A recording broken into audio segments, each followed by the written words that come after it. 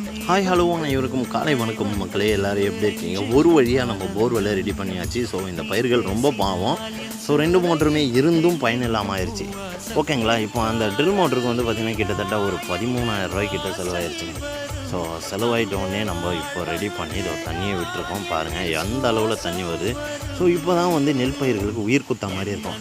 இது வந்து நம்மளுடைய போர்வெல்லில் ட்ரில் மோட்ரு கிடையாது, மடு மோட்ரு. 2 மாதத்துக்கு முன்னாடி ரிப்பேர் ஆன மடு மோட்ரு. ஸோ விவசாயிகளுக்கு ஒரு நிறைய ஸ்ட்ரெஸ்ஸும் டிப்ரெஷனும் வர்றது இந்த மாதிரி நடக்கிறதால தான். ஸோ நம்மளுக்கு உரிய விலை இல்லைனாலும் உயிரை காப்பாற்றணும் அப்படிங்கிறதுக்காக நம்ம கடனை வாங்கி தான் நம்ம இதை ரெடி பண்ண வேண்டிய ஒரு சூழ்நிலை ஆயிடுச்சு.